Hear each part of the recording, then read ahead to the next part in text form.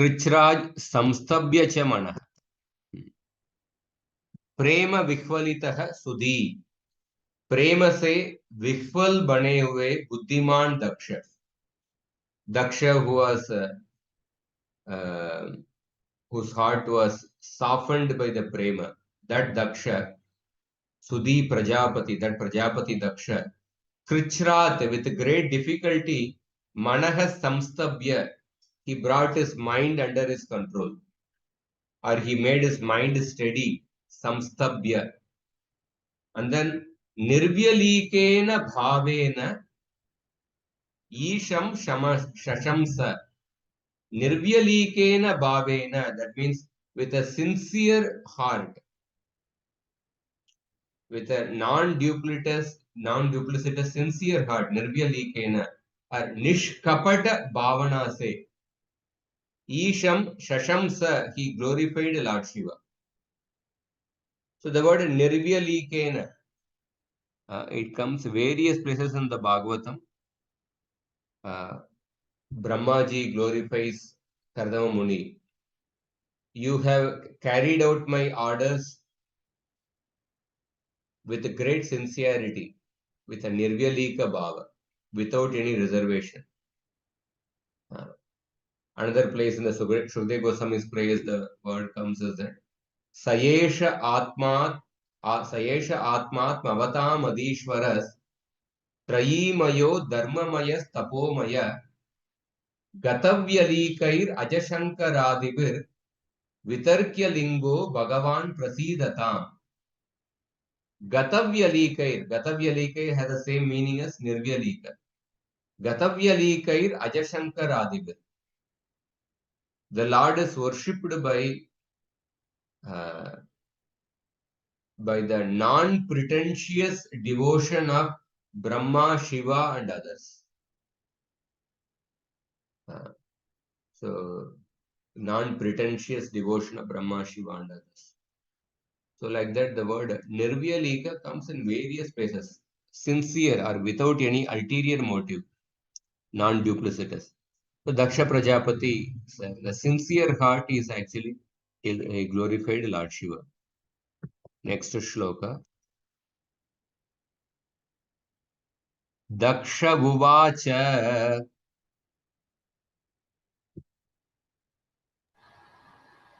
Daksha uvacha भूयाननुग्रह अहो भवता कृतो मे bhuvan anugraho aho bhauta krutomi दण्डस्त्वया मयि Bhutto यदपि प्रलब्धः dandastvaya mahi brahato yad api pralabha न ब्रह्म बन्धुषु च वाम भगवन्नवज्ञा na brahm bandhuschavam bhagwan avagnya तुभ्यं हरेश्च उत एव कृतव्रतेषु tubhyam harescha kuta eva dhare kriteshu धृतव्रतेषु कृत वरेषु धृत वरेषु धृतव्रतेषु धृत धृतव्रतेषु वरेषु व्रतेषु धृतव्रतेषु व्र धृत व्र व्रतेषु. हाँ.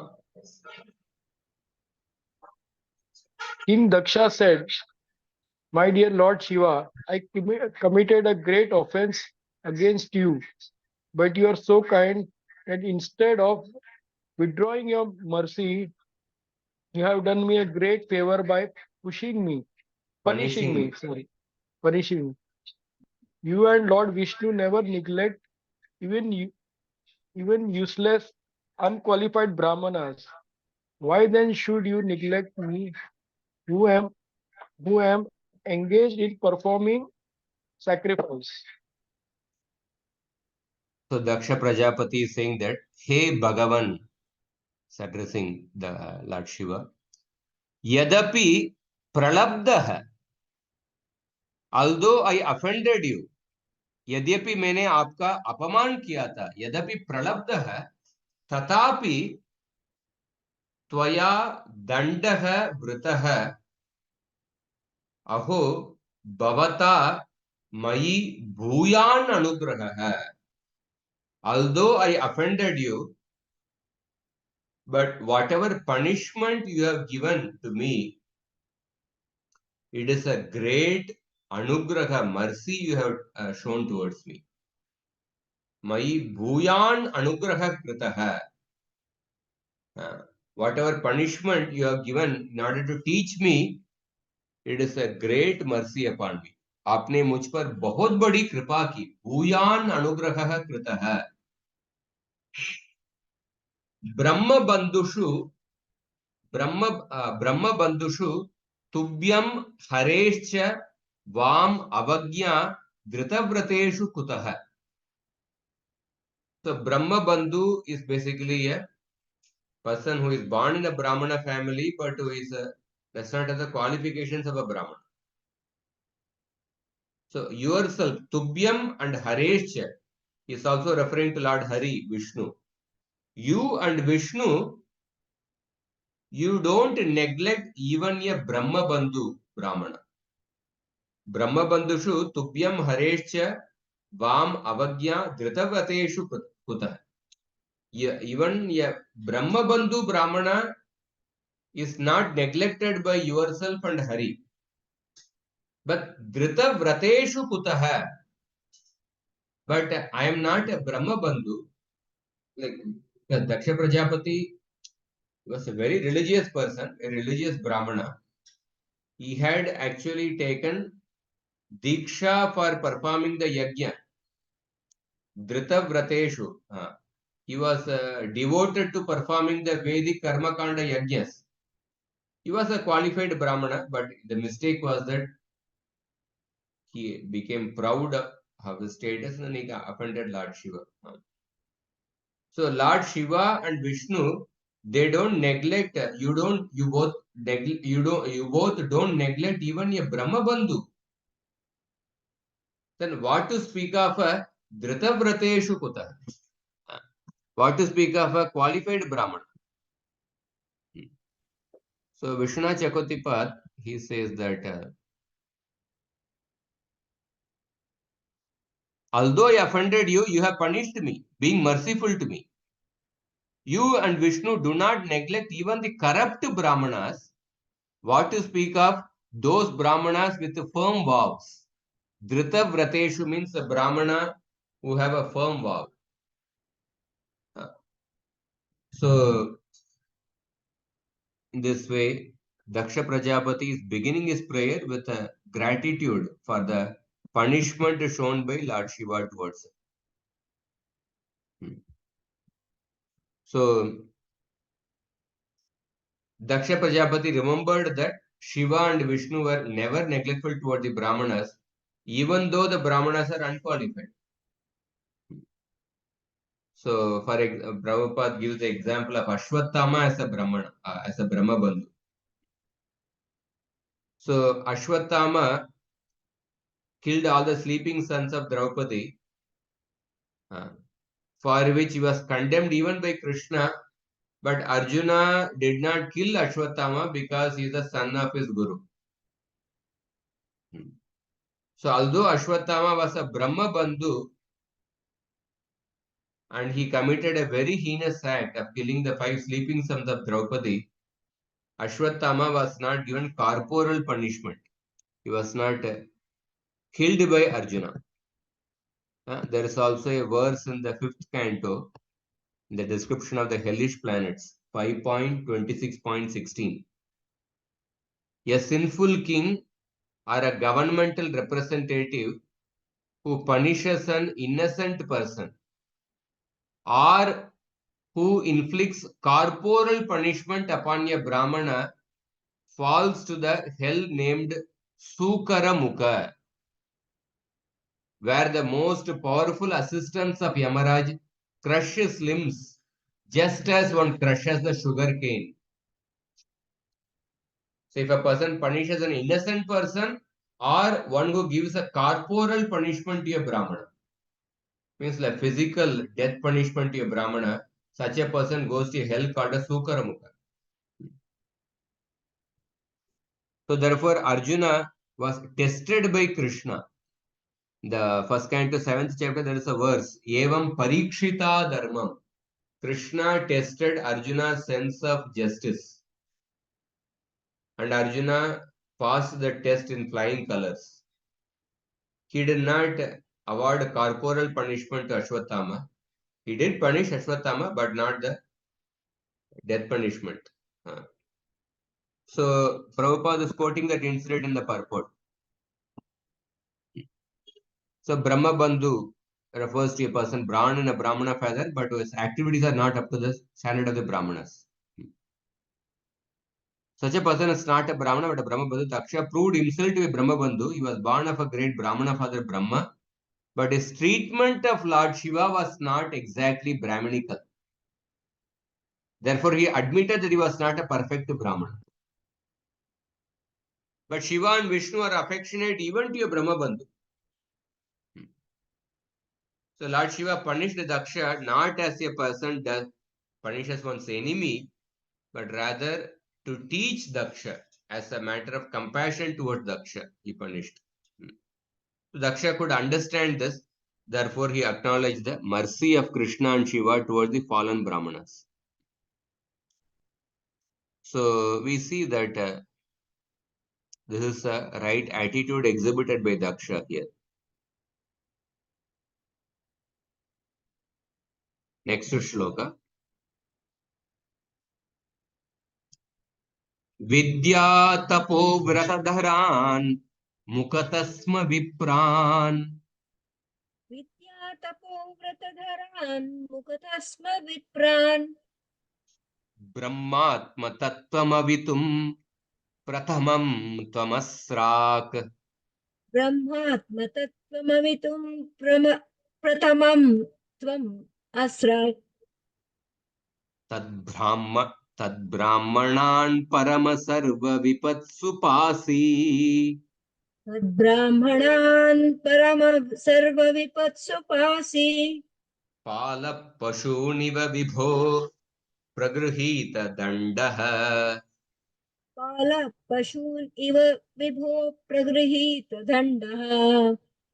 My dear great and powerful Lord Shiva, you were created first from the mouth of Lord Brahma in order, I think this is close, Prabhuji. In order to protect the Brahmanas. protect the Brahmanas in pursuing education, austerities, vows, and self-realization.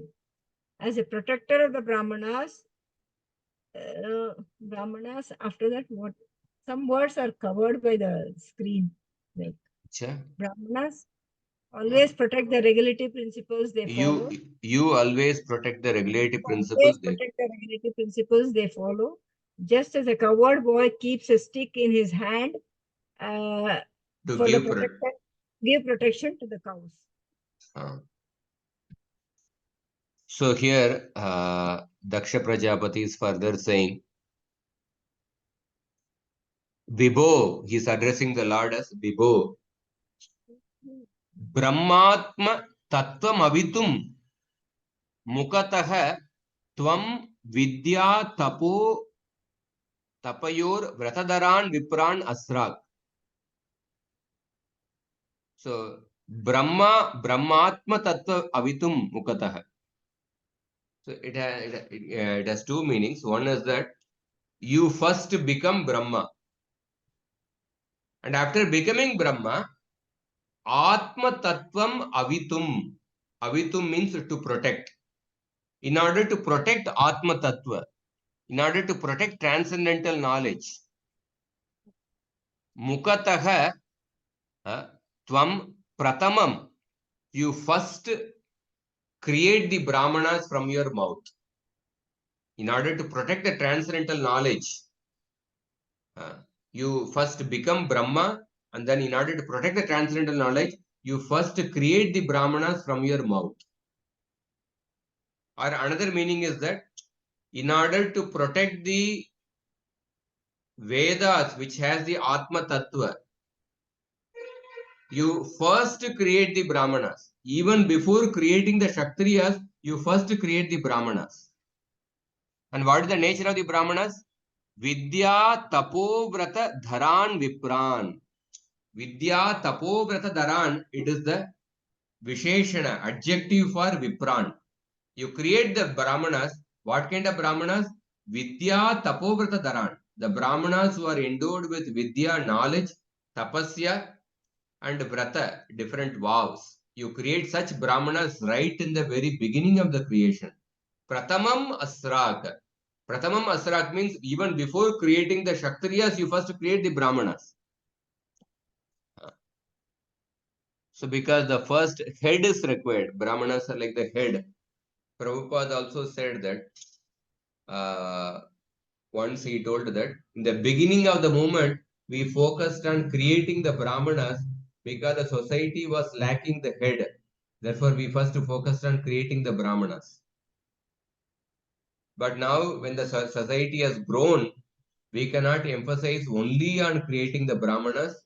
Rather, we have to introduce the Varnashram system. That is the way by which we can exponentially increase the preaching. Because we want to include everyone, how they can dovetail their activities in Krishna's service. But in the beginning, he emphasized on creating the Brahmanas. Similarly, here, Pratamam Asrak, first you created the Brahmanas. And then Pragrihita Dandaha Pala Pashuniva. Cowherd boy, he holds a stick in his hand in order to protect the cows. In order to protect the cows. Like that cowherd boy who holds a stick in his hand to protect the cows. Similarly, Param Brahmanan Sarva Vipatsu Pasi. Just like a cowherd boy protects the cows by holding a stick. He protects the cows from different dangers. Similarly, you also protect the Brahmanas from all kinds of dangers. Sarva Vipatsu Pasi. Sarva Vipatsu Pasi. So, Vashana Chakatipat says that you first created the Brahmanas engaged in knowledge, austerity, and vows from your mouth to protect the Vedas and spiritual knowledge. Brahmatma Tattvam Avitum. O Lord, O Supreme, therefore, Sarva Vipatsu Pasi, you protect the Brahmanas from all dangers. Palaka Pashuniva Vibho Pragrihita Dandaka, just as a cowherd protects the cows by holding a stick. So, in this way, Daksha Prajapati is giving a reason here. The previous shloka, Daksha Prajapati said that you and Vishnu never neglect even the Brahma Bandhus. What to speak of the Brahmanas who are endowed with a different vrata. Now he is giving the reason. Because the Brahmanas, they disseminate the Vedic knowledge. Therefore, you give preference to creating the Brahmanas first. So we are like the animals and you are the protector of the animals. So Daksha Prajapati is saying that I am like an animal, you are like the protector of the animal. So Prabhupada says that, it's a beautiful purport. So a human being, irrespective of the social status, irrespective of the varna, he has to practice control of the mind and senses according to the Vedic Shastras. So Lord Shiva is called as Pashupati because he protects the living entities in their developed consciousness so that they may follow the Vedic system of Varnashram.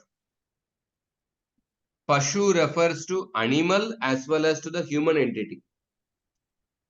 So Lord Shiva is interested in protecting the animals and the animalistic living entities who are not advanced in the spiritual sense. So Prabhupada also says that we should always remember that Lord Shiva is being addressed as a representative of the Supreme Lord Vishnu. Some of the verses, it may appear that Lord Shiva is like a supreme, but it is, Prabhupada is reminding, Lord Shiva is addressed as a representative of Vishnu. So Brahmanas appear from the mouth, Kshatriyas appear from the arms of the Virata Purusha, Vaishyas appear from the abdomen of the Virata Purusha, and Shudras appear from the legs. So yes, just like in the body, the head is the primary factor, principal factor. Similarly, Brahmanas who appear from the mouth of the Supreme Lord. So Brahmanas appear from the mouth of the Supreme Lord. Just like a mouth has got two functions, to eat something and also to vibrate something. So similarly, Brahmanas have got two functions. One is to eat on behalf of the Supreme Lord, and second is to preach on behalf of the Supreme Lord. To preach the Vedic knowledge on behalf of the Supreme Lord. So Lord Shiva is called as Pashupati, the protector of the Brahmanas and other living entities. He protects them from the attacks of the non-Brahmanas or uncultured people. And then Prabhupada also says that people who are attached to the Karma Kandi portion of the Vedas, who consider the Karma Kandi portions as the all in all, they are also like animalistic people. People who do not understand the Supreme Personality of Godhead, who are simply attracted to the rituals. They are not more than advanced. They are not. They are in the animalistic platform, but in a pious animalistic platform.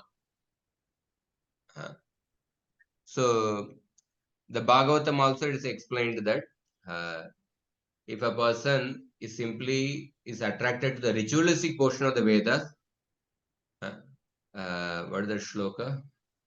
Dharma swanishtita pumsam vishwaksena katasuya notpatayet yadiratim shamayevahi kevalam. So there are other verses here described. Person is simply attracted to the ritualistic portion of the Vedas, but is not interested in the higher transcendental knowledge that is considered to be a Shrama Yevahi Kevalam. So Lord Shiva punished Daksha. Daksha was committing a great offense. Lord Shiva's punishment was just like that of a cowherd boy who keeps a stick to frighten his animals. So we see that just like animals need a stick in order to guide them properly. Similarly, animalistic class of men, they need punishment. Force is required in order to correct the animalistic class of men. They will not understand by reason and argument. But intelligent people, they understand simply by reason and argument. Those who are advanced, they will understand simply by reason and argument. So we see intelligence also is in different levels. First class intelligence is that if somebody hears once, if somebody is told with proper reasoning and argument, if a person hears and if he accepts it and follows the right path, that is the first class intelligence. Second class intelligence is that somebody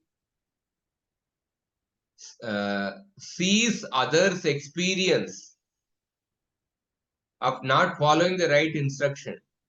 When they see others going through the reaction, then they learn. There's a second class intelligence. And third class intelligence is that even after seeing others, they will not learn. They have to personally experience the result of not following the right instructions. After experiencing, then they will learn.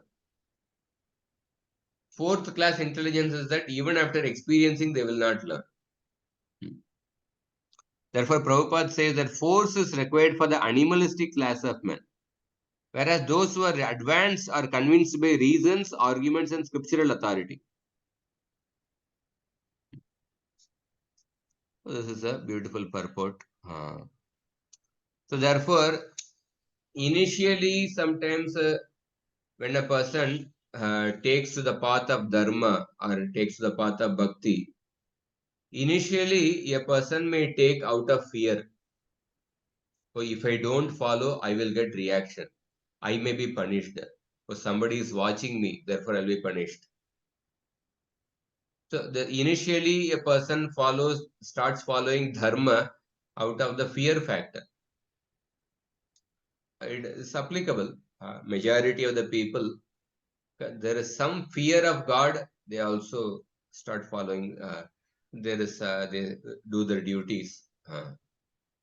One person was saying that he went to one advocate's office, and there are many different tables were there. At the main table of the advocate, and then there are other junior advocates, and then the clerk table was there. On top of the table, there is a glass. Glass is there. One particular glass was kept, and then between the table and the glass, in each table there was the big picture of Tirupati Balaji. So this person asked the advocate, why have you kept a Tirupati Balaji picture in every table? Such a big picture in every table, why have you kept? So the advocate answered, at least by seeing the picture of Balaji, the other clerk and other people, they may have some fear, and they will work properly. They will not cheat. Therefore, I kept the photo. So initially, a person does one's duty or takes the path of dharma bhakti based on some fear. But at certain point in one's life, one has to be self-inspired. One has to be self-inspired, because simply going on the platform of fear, it will not go on for a long time. So at certain point, one has to be self-disciplined, self-inspired.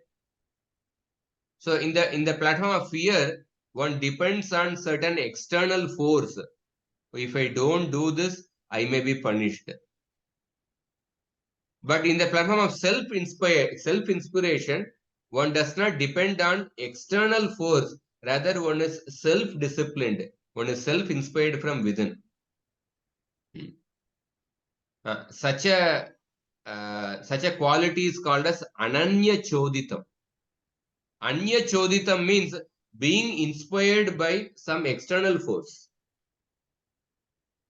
Ananya choditam means being self-inspired. This word comes in 8th canto also. When Swayambhu Manu is offering prayers to the Lord, he says that Tam ihamanam niraham kritam budam nirashisham purnam ananya choditam nin shikshayantam nijavartma samstitam prabhum prapadye kila dharma bhavanam. I surrender to the Lord, who is without false ego, who is intelligent, and who is ananya choditam. Ananya choditam means he is ordered by himself. He is self-inspired. He is ordered by himself. So here Prabhupada says that force is required for animalistic class of men. Animalistic class of men, they need certain fear element to perform their duties. But advanced class of men, they are self-inspired. They are convinced by reason and argument. Like Narada Muni, when he was preaching to Prachina Barishat, King Prachina Barishat, initially he showed some of the dead animals, how they were waiting to kill Prachina Barishat. He showed that picture of those animals waiting to kill him. By his mystic power, he showed that. By that, he created a fear element in Prachina Barishat. But the same Narada Muni, to the sons of Prachina Barishat, to the sons of Daksha, Haryashvas, Narada Muni just spoke a Kuta Shloka, a riddle. In the 6th canto, we'll see that story whenever we come that time. He spoke a riddle. And the Haryashvas, they just heard that riddle. It had a deep spiritual message. And they understood the meaning of that riddle on their own. and then they fully surrendered to the law. So, because Haryashvas are advanced and very highly intelligent. So, so therefore, that at a certain point, one has to be self-inspired. Initially, like even in the say brahmachari ashram, initially there is a punishment if a person does not come to the morning program. Now it's not so much there. Previously, it used to be there. If a person comes even 1 minute late for the morning program, one has to write 108 Mahamantras while sitting in the temple hall during the japa session, in the midst of the other devotees. So that because, and then the whole japa session would go in writing the 108 Mahamantras. Nowadays, it may take more time also because people have lost the habit of writing with a pen. At least previously, they had some habit of writing with a pen 15, 20 years back. It may take more time. So it takes quite some time. So then because of the fear of writing the 108 Mahamantras, the whole japa time going, then one comes for the Mangala. So, but then after some time, one has to be, that fear element will not work for the long run. After some time, we also don't like to keep the fear element. Authorities also don't want to create fear all the time. They also want to be, people become mature. So therefore, Prabhupada says here, force is required for animalistic class of men, but those who are advanced are convinced by reasons and arguments. Next shloka. Yosau maya vidita tattva drisha sabhayam. Yours, Yoso Maya. carry on, man. Continue. Carry on. Continue.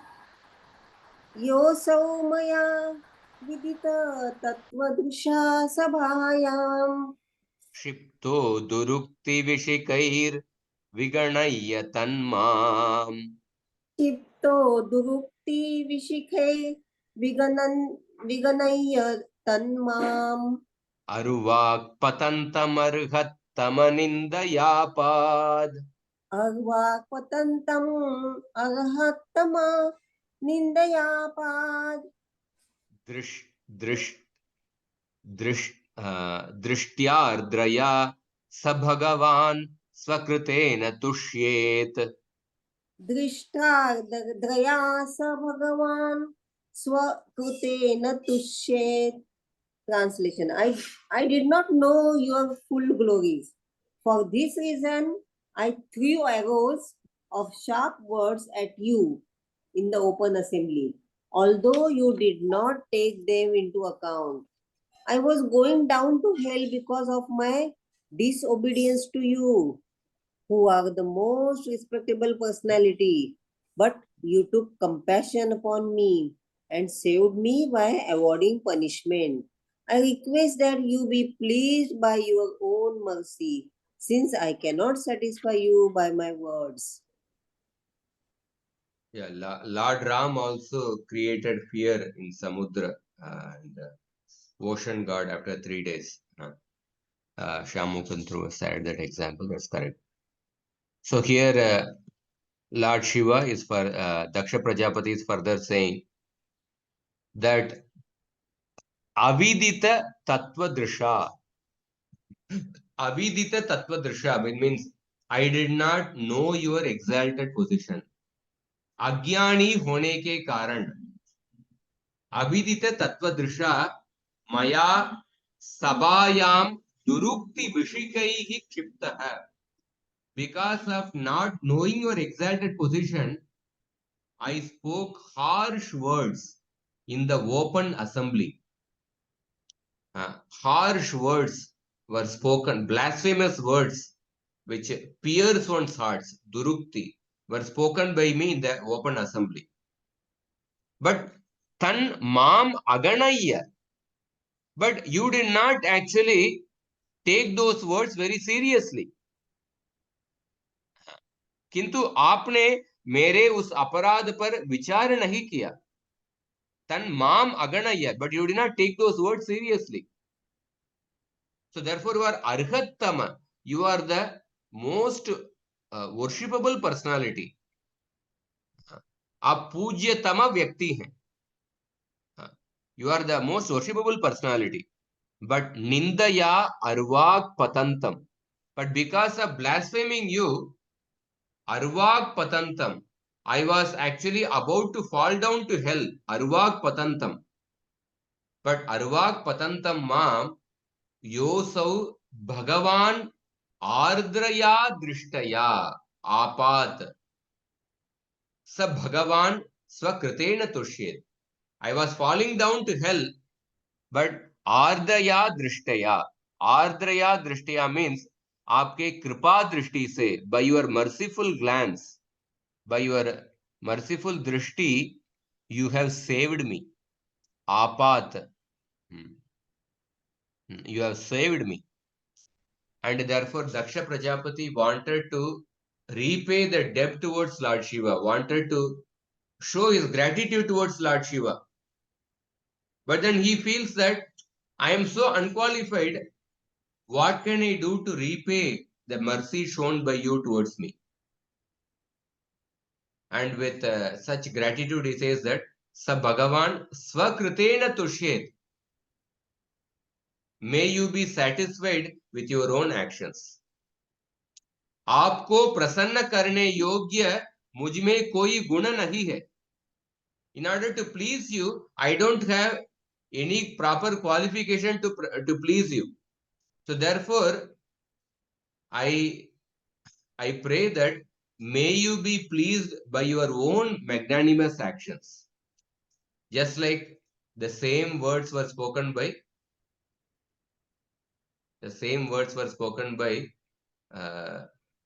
Gopis of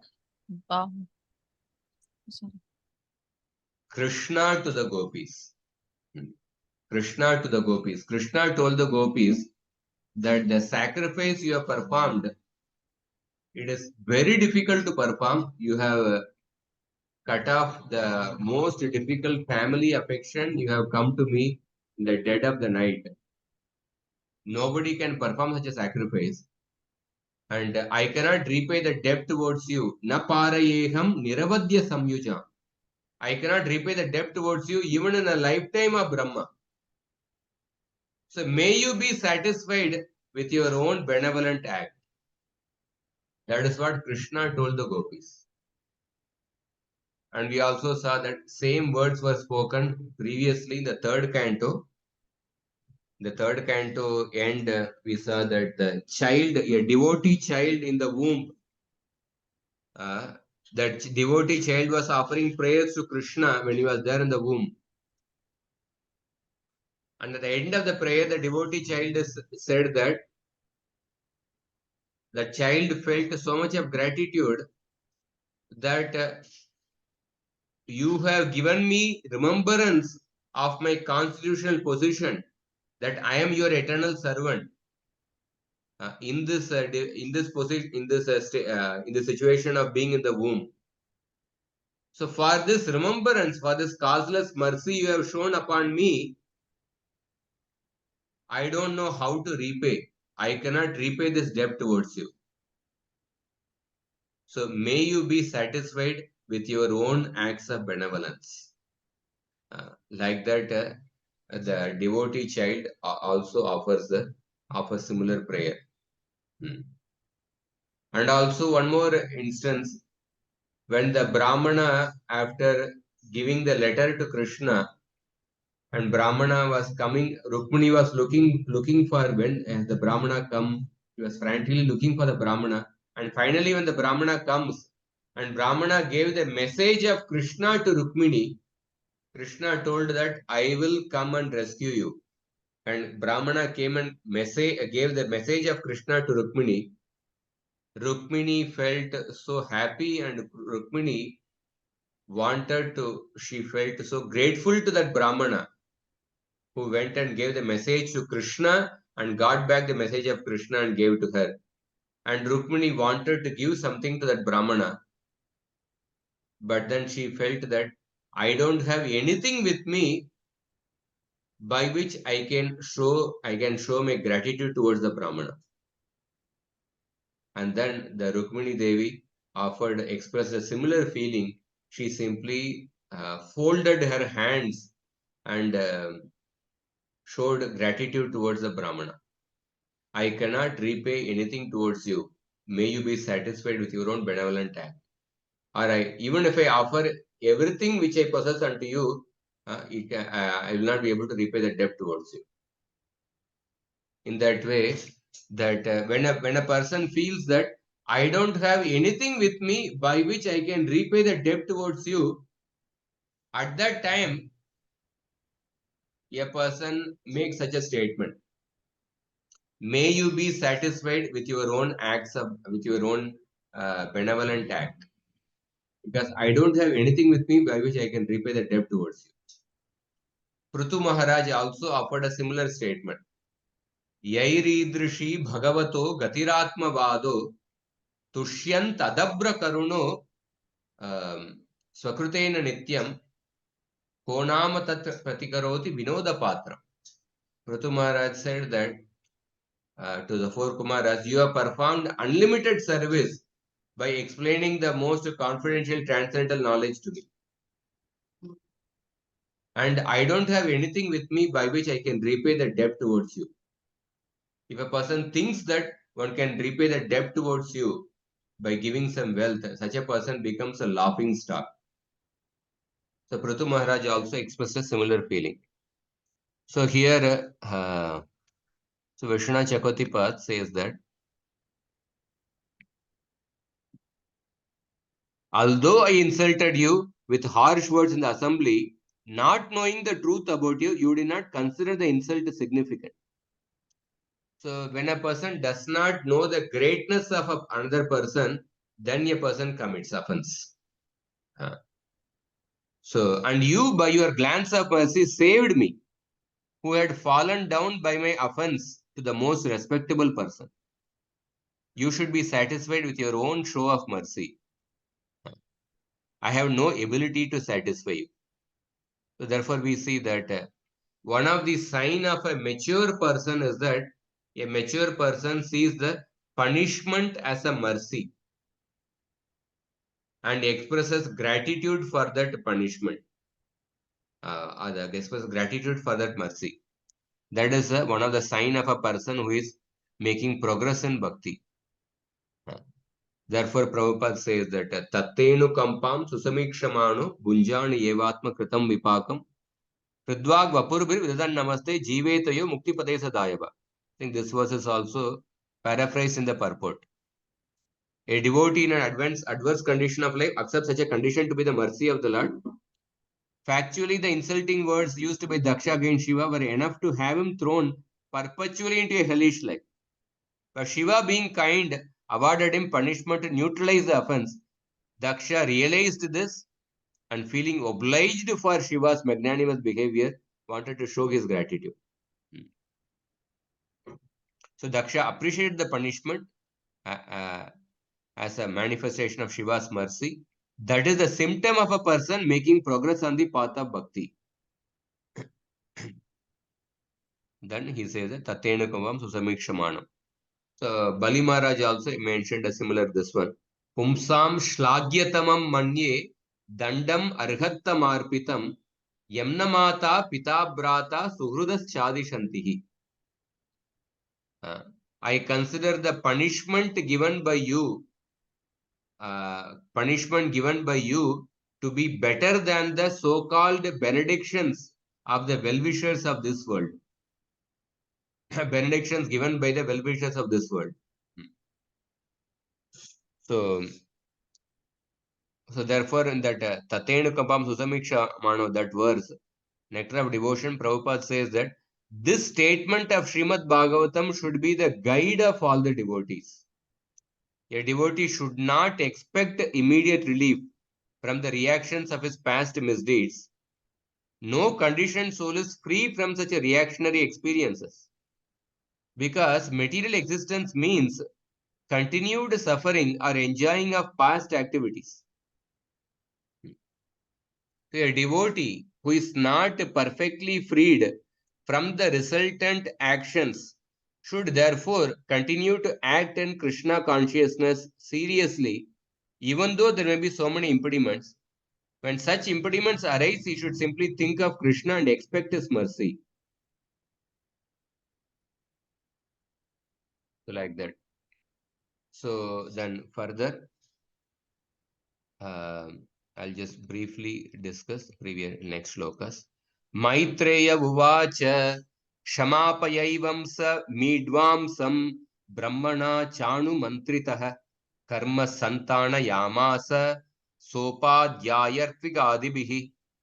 In this way, Kshamapayayivam, being forgiven by Shiva, Daksha, with the permission of Brahma, Brahmanacha Anumantritaha, with the permission of Brahma, Karma Santanayam Asa, he undertook the sacrifice.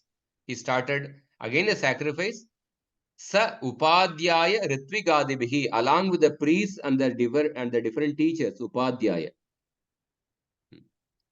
So now in order to perform the sacrifice, first they had to purify the sacrificial arena, because the sacrificial arena was completely destroyed or polluted by the followers of Lord Shiva. The 17th verse describes how the sacrifice was purified. Vaishnavam yajna santatyai trikapalam vijottamaha purodasham niravapam veera samsarga shuddhaye. Therefore, thereafter, in order to resume the activities of sacrifice, yajna santatyai, for performing the sacrifice, what they did, trikapalam dvijottama. Basically, it is like a, in the modern term, what we say is that sanitizing the sacrificial arena. Just like when you are going to perform the operation theater has to be sanitized. It has to have the proper cleanliness. Similarly, in order to perform the sacrificial arena has to be purified. It has to be sanitized. So, in order to purify the sacrificial arena, what the Brahmanas did, Trikapalam, they offered Purodasha. Trikapalam Dvijottama Purodasham Niravapan. They offered Purodasha related to Vishnu in 3 vessels. Trikapalam in 3 vessels. Veera Samsarga Shuddhaye, in order to purify the sacrifice from the touch of Veerabhadra. Veera refers to the Veerabhadra. Veerabhadra had only polluted the sacrificial arena. In order to purify that, they offered Purodasha and 3 Kapalas to Lord Vishnu. So we see that just like Prabhupada also talks about the Seva Aparada in this shloka, in this purport. So the followers of Lord Shiva, not only they polluted the sacrificial arena, but they disturbed the whole situation by passing stool and urine. Therefore, the infection they had created was to be first purified. And there's a standard method by offering Prodasha. So, a Vishnu Agya cannot be performed uncleanly. Just like a sacrifice cannot be performed in an unclean state, in an unclean place. Similarly, deity worship also cannot be performed in an unclean state. The things which we offer to the deity, that should be pure, and we should perform the deity worship in a pure state. So therefore, the Archana Vidhi, there are 2 main principles in the Archana Vidhi, punctuality and cleanliness. Therefore, Prabhupada talks about different Seva Aparadas, 32 kinds of Seva Aparadas in Archana service that are mentioned in Nectar of Devotion. So the 32 types of Seva Aparadas can be classified into 5 categories. One of the category is that uncleanliness. In the unclean state, one should not perform deity worship, one should not cook, or one should not do different things. So we say that Om, but whenever there is, when there is an uncleanliness, how to rectify the situation?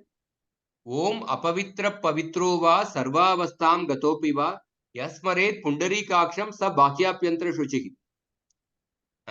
Whether one is in a pure and impure condition, internally or externally, if one remembers the Supreme Personality of Godhead, one immediately becomes purified. So therefore, now the entire sacrificial arena had to be sanctified.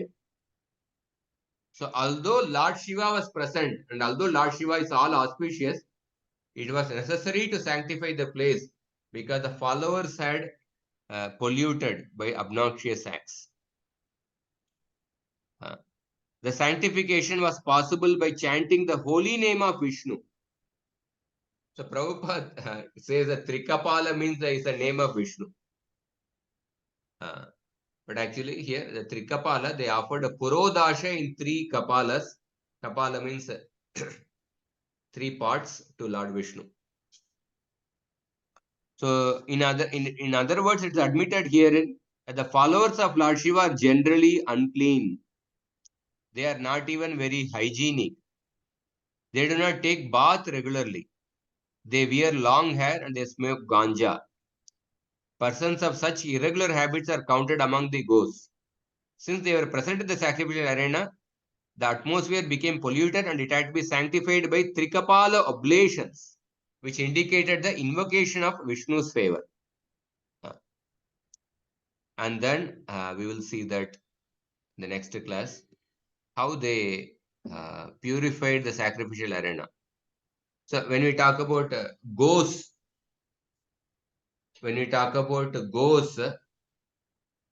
ghost is a person who does not have a gross body, who has a subtle body.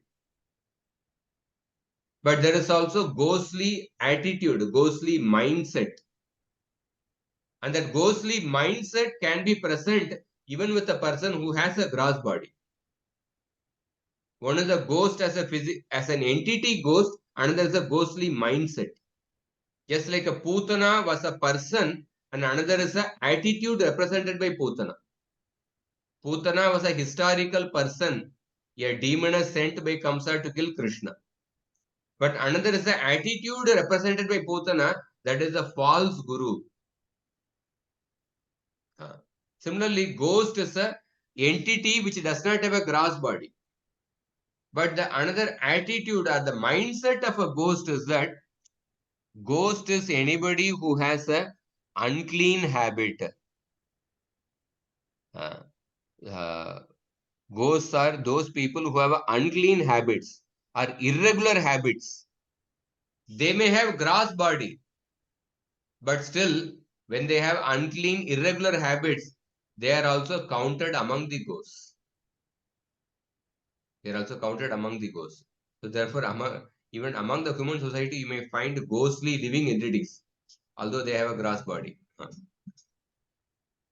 And we will see in the next class that how after the sacrifice is performed, after the sacrificial arena is cleaned, Daksha Prajapati started performing the sacrifice, and then at that time, Vishnu appears. And the appearance of Vishnu, and when that Vishnu appears, the description of Vishnu and how the different people started offering prayers to Vishnu. That will begin in the next class.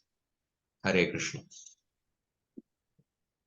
Anybody has any questions or comments? Hare Krishna, Prabhuji. Dandavat. Pranam. Dandavad. Prabhuji, I have 2 questions. First is this, you were telling in this lecture that a Brahmana, if a Brahmana is offended, as a corporal punishment, something you said like that. If the Brahmana is given something or something, then He should not be given corporal punishment. Who should not be given? Brahmana. If Brahmana does a mistake, he should not be given corporal punishment. He should not be given corporal punishment. But it is Brahmana by birth or by the Varnashrama system? Because Ashwatthama was a Brahma Bandhu. Although he was a Brahma Bandhu, but he was not supposed to be given corporal punishment. So when we talk about Brahmana, you see the identification of a Brahmana comes in all 3 ways. Guna, Karma and Janma. All 3 are there actually. Guna, Karma and Janma. Previously, simply by the Janma, one would be considered as a Brahmana, Kshatriya, Vaishya, Shudra. That system was prevalent for a long time. And Bhagavatam also, there are references. Bhagavatam, let me show you the reference.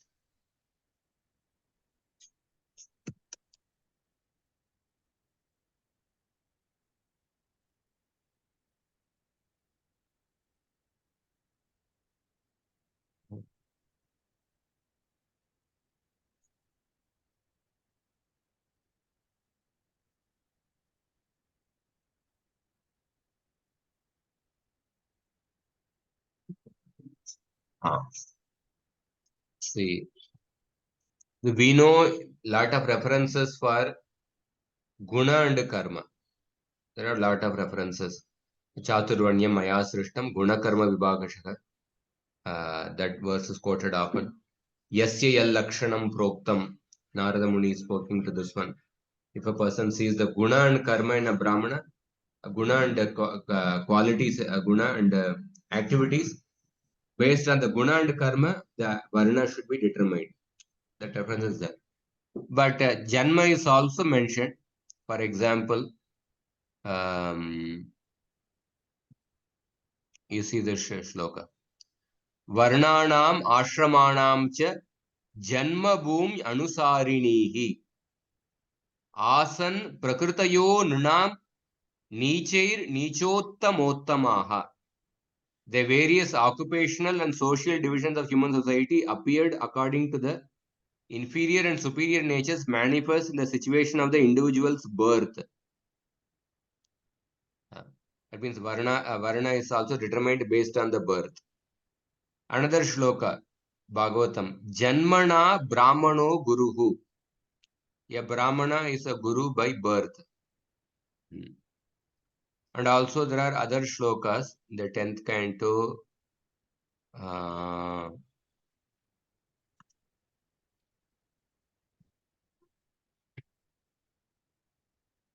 the 10th canto. Yeah. Let me show one more reference.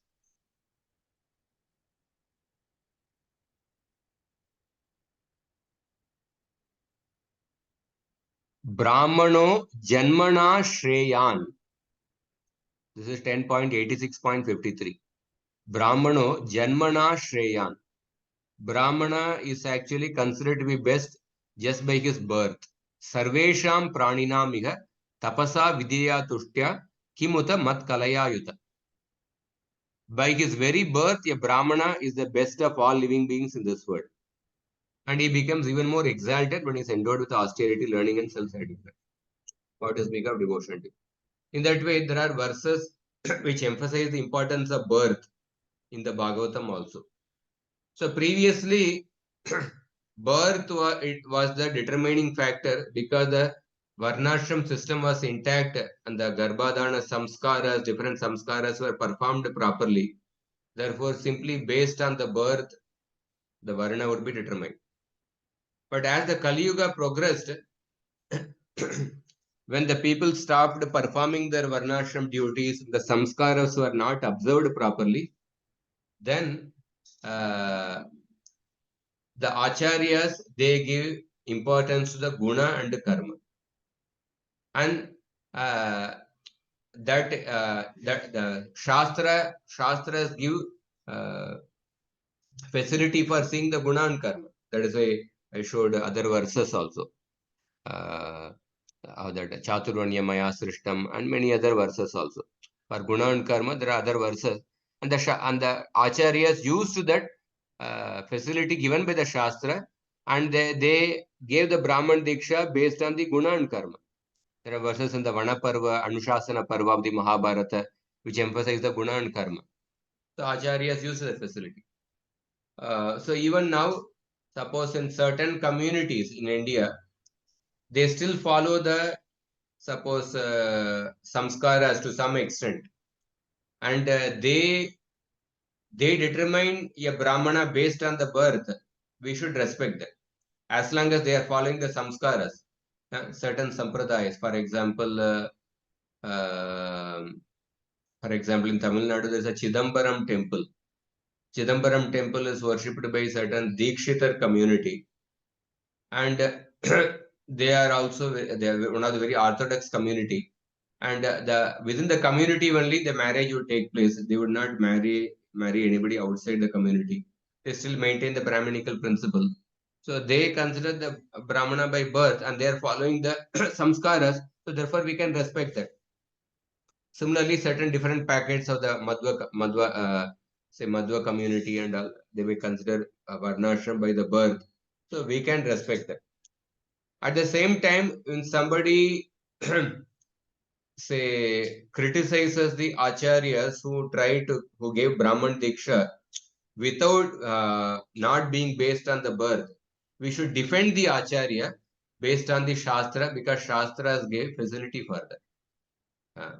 Shastras gave facilities, so therefore the acharyas they also gave Brahman Diksha because to the people who are not coming from the Brahmana family, but who started following the settled Brahminical standards. So defended that. So the point is that even for a Brahma Bandhu, Ashwatthama, he did not follow the Brahminical standards. He was a Brahma Bandhu, but even for him, Arjuna did not give corporal punishment. And that is what Krishna tested Arjuna. Arjuna gave punishment to Ashwatthama, but not corporal punishment. Ideally, Ashwatthama should have been killed because he killed 5 sleeping sons of Draupadi. But instead of killing Ashwatthama, Arjuna removed the jewel of Ashwatthama. So therefore, punishment also has to be administered based on the different people. Hare Krishna. Hare Krishna, Prabhuji. But in case of Ashwatthama, he did not behave appropriately for what a Brahmana should do. And he has actually heinously killed all their children. So even if he's killed also, will it be an his thing? Of course, Arjuna knew the principles, higher principles, that's okay. But I just wanted to know. Suppose if Arjuna had killed him, it was not right on the part of Arjuna for his this thing? Yes. Yeah, this point is also the 10th canto, 33rd chapter. This point is also mentioned in that purport there, Vishwanath Chakravarti mentions. See, in the one is the Shastras.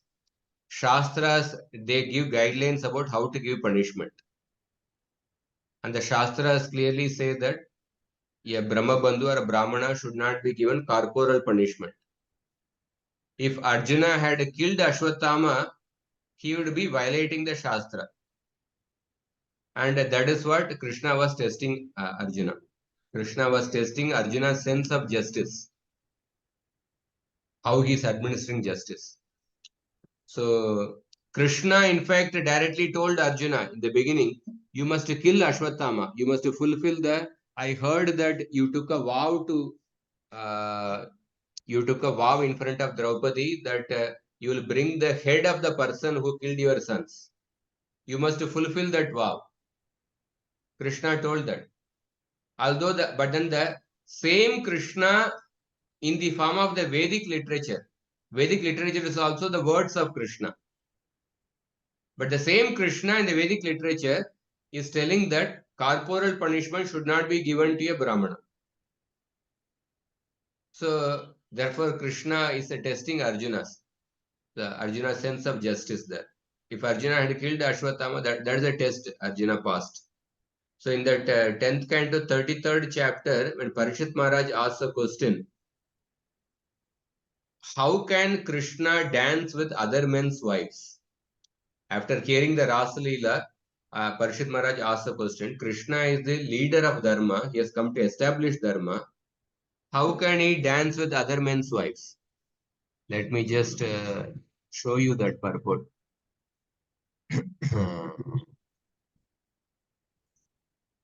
Search. So in answer to that, Shukdev Goswami says that great controllers in this world, when they commit certain abominable activities, they don't get contaminated. When they commit certain sinful activity, when they don't follow certain rules, they don't get contaminated. even great controllers of this world. Even the great controller, just like a sun does not get contaminated by evaporating the urine, they don't get contaminated. Then what to speak of Krishna, who is the master of all the devatas? How can he get contaminated? Then Parishit Maharaj asked that, but then it is told in the Shastra that we are supposed to follow in the footsteps of the great souls. Yadyat acharati sreshta tattat eve tarojana. We are supposed to follow in the footsteps of the great soul. We are supposed to follow the standards set by them. If some great souls, if they break certain rules, then common people may imitate them and they may also commit the same mistakes. Like that, Parishit Maharaj raises a question. Then Shukadeva Goswami answers, when great people perform certain activity, you should follow that activity provided that activity is in line with their instructions. If the great person sometimes performs certain activity, he breaks certain rules or he performs certain uncommon activity. But if that activity is also instructed by the great soul, then you can follow that activity. Say Krishna danced with the gopis, but has Krishna given instruction that everyone can dance with other men's wives? No, Krishna has never instructed like that. So therefore, we cannot follow that activity of Krishna. And then Shukdev Goswami goes one step further, that even when a great soul gives certain instruction, but if that instruction is in line with the Shastra, then you can follow that instruction. Normally, a great soul will give instruction only according to the Shastra. But sometimes, certain extraordinary circumstance, he may speak something different from the Shastra. For example, Krishna spoke the Karma Mimamsa philosophy to Nanda Maharaj before the Govardhan hill. Before the lifting of the Govardhan hill pastime, he spoke the Karma Mimamsa philosophy in order to anger Indra. But we don't follow the Karma Mimamsa philosophy because Karma Mimamsa philosophy is not in line with the Vedic literatures which are given by Krishna. So therefore, even the instructions of the Supreme Lord or the great souls, they can be followed provided they are in line with the Shastra. So normally a great soul's activity will be in line with the Shastra. Normally a great soul's instruction will be in line with the Shastra. But sometimes certain time, place and circumstance, certain extraordinary circumstance, great soul may perform an activity which is not according to the general codes of conduct of Dharma. So Krishna performing Ras Leela. But actually, Krishna performing Ras Leela is that the gopis are all nothing but the expansions of Srimati Radharani, who is nothing but the Kladini potency of Krishna. So when Krishna is dancing with his own expansions from his own potency, Kladini potency, there is no mistake in that. And Krishna wanted to establish the supreme dharma over the ordinary dharmas. What is the supreme dharma? That is Sarva Dharman Parityajya Mamekam Sharanam Vraja, the Sharanagati dharma. Krishna wanted to demonstrate how the Sharanagati demonstrated by the gopis wanted to declare the highest character of the gopis who perform Sharanagati. So for that, he even broke the ordinary principles of dharma. So the point is that if Krishna had punished Ashwatthama, if Krishna had killed Ashwatthama, then it would be against the words of the Shastra, and the words of the Shastras are nothing but the words of Krishna only. So that's why Krishna was testing Arjuna's sense of justice. Hare Krishna. Thank you, Prabhuji. Hmm. I think next question I may ask in the next class. It's already late, I think. It's okay? Okay. If you have any further doubts, you can ask, no problem. Yeah. No, I have one more question. I'll ask in the next class, Prabhuji. It's already late, I think. I don't think anything. Okay, fine. No problem. Okay. Thank you. This question, you got the answer for you, this question. But I want some more clarification. I'll ask in the next class. Okay. I'll ask in the next class. Okay. For some Okay. doubt. I'll Okay, ask no in- problem. Thank you, Prabhuji. Thank you very Ah. much.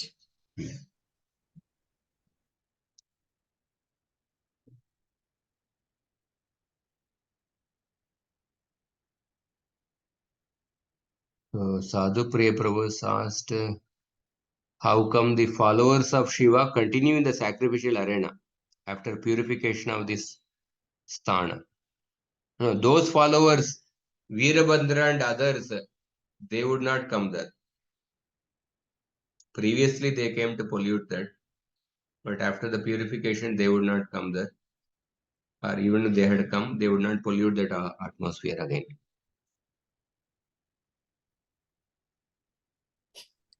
Hare Krishna, Another Mataji has Prabhuji. asked, Dronacharya should not have been killed. He was a Brahmana.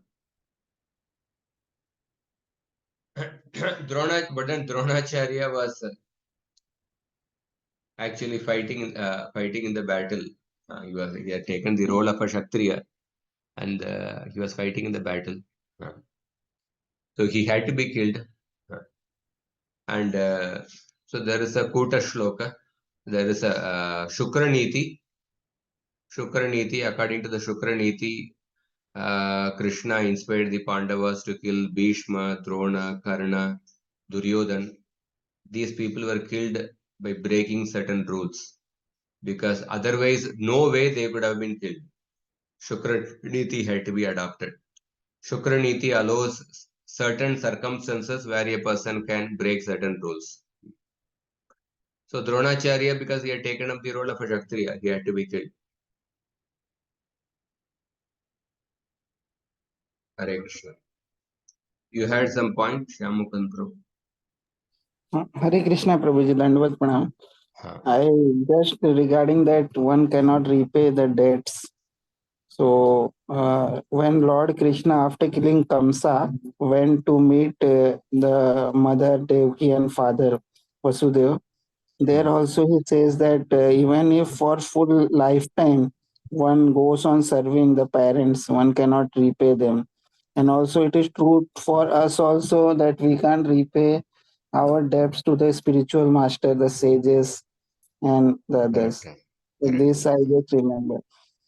And Puji, this the birth which one takes, it is regard it. Suppose one is pure in heart and has Brahmana's qualities, so next birth will be in the Brahmana family. So it is as per guna and karma also, no? That thing should also. Yeah, guna, karma, and janma. Hmm. Okay. Yes. Many times in the scriptures it is explained that when somebody has performed bhakti to some extent, then Krishna gives opportunity for a person to take birth in a Brahmana family or a Vaishnava family to continue his Mhm. bhakti. So the Yes. opportunity to take birth in a particular family is given based on one's past karma. Yes, Prabhu. So therefore, janma also has an importance. Yeah, yeah. But That. sometimes one may not take advantage of the janma, and then one may Yeah. misuse that opportunity. So Yes. therefore, the simply based on janma, one cannot judge. We have to see the Hmm. guna and karma. Yes, Prabhu. Thank you, Prabhu. Hare Okay. Okay, we'll end here. Thank you very much for everyone. Sorry for